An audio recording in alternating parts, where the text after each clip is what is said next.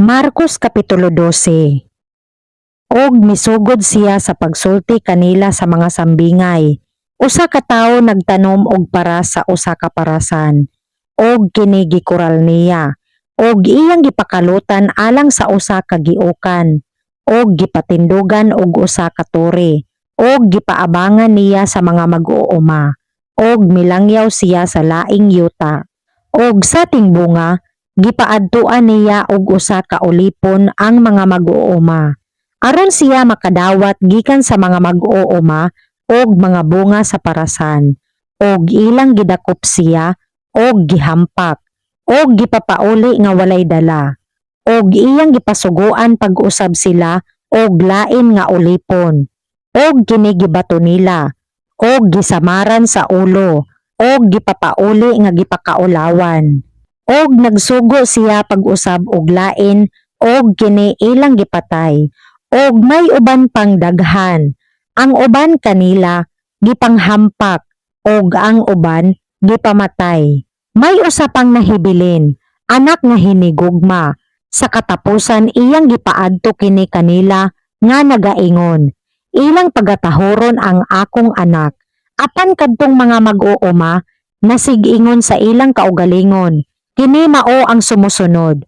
Umari kamo, pation ta siya, og maato ang panulundon. Og ilang gidakop siya, og gipatay. Og gitambog nila sa gawas sa parasan. Busa, unsa ang pagabuhaton sa tag-iya sa parasan? Moanhi og pagalaglagon niya ang mga mag-uuma, og igahatag ang parasan sa uban. Wala ba kamo makabasa bisan niini nga kasulatan? Ang bato nga gisalikway sa mga magtutukod, kini nahimong bato sa pamag-ang. Kini nagagikan sa Ginoo, og makapahibulong sa atong mga mata, og na nagpaninguha sila sa pagdakop kaniya, og nangahadlok sila sa panon sa katawhan, kay gisabot nila nga siya nagsulti sa sambingay, batok kanila, og sila mibiya kaniya og nanlakaw. Og sila nagpadala ngadto kaniya og pila sa mga Fariseo og sa mga Herodianhon.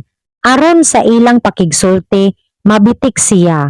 Og sa nagpangabot sila, miingon kaniya, magtutudlo, hingbaluan namo nga ikaw maminatud-on. Og nga ikaw, walay pagtagad bisan kang kinsa.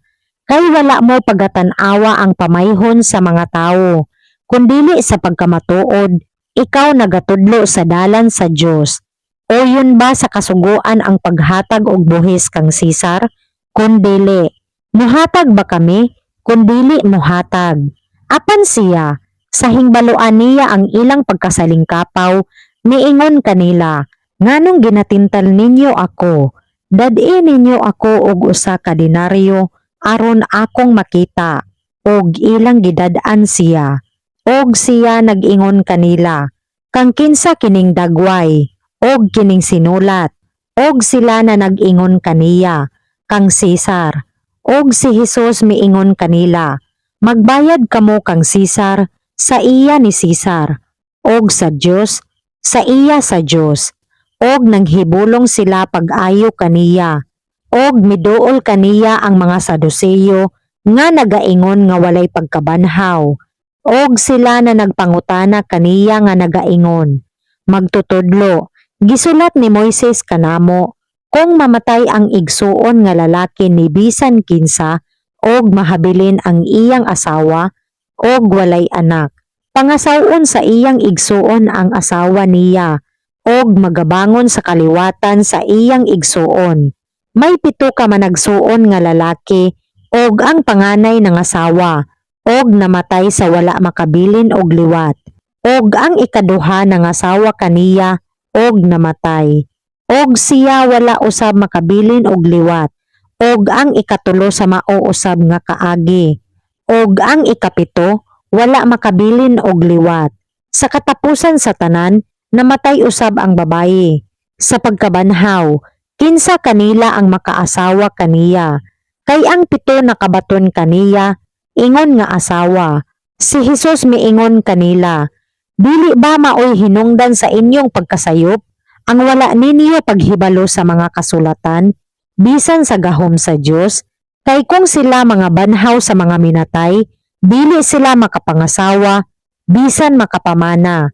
Kundili ingon sila sa mga manulunda sa langit, apan mahitungod sa mga nangamatay, nga sila pagabanhawon. Wala ba ninyo hibasahi sa basahon ni Moises kung unsa ang gisulti kaniya sa Dios sa sapinit nga nagaingon, ako mao ang Dios ni Abraham, og ang Dios ni Isaac, og ang Dios ni Jacob? Siya dili ang Dios sa mga minatay, kundili Dios sa mga buhi. Nangasayop kamo og dako, og miduol ang usa sa mga iskriba, og nakadungog sa ilang panaglantugi, og sa ilang pagkahibalo nga maayo ang iyang pagtubag kanila, nangutana kaniya, unsang sugua ang una sa tanan? Si Jesus mitubag, ang nahauna sa tanang sugo mao, magpatalinghog ka Israel. Ang Ginoo nga atong Dios, ang Ginoo usa lamang.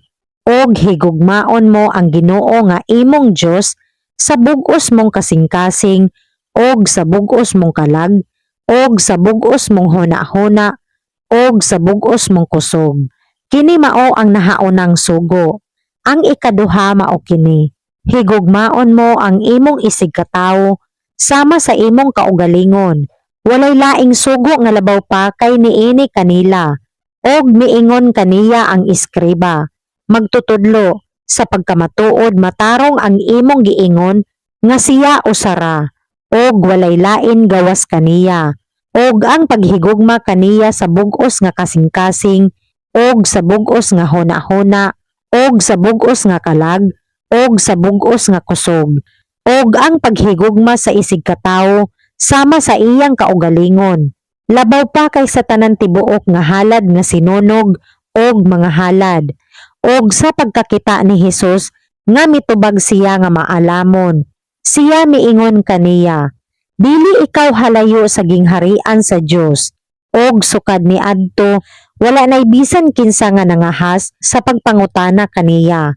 Og si Jesus mitubag og miingon sa diha nga nagpanudlo siya sa templo.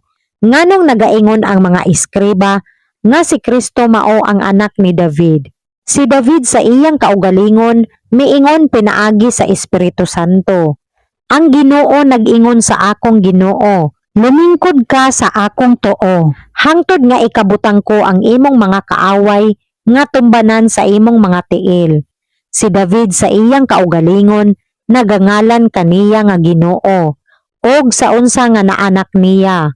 Og ang panon sa katawhan sa mga tao nagapatalinghog kaniya nga malipayon.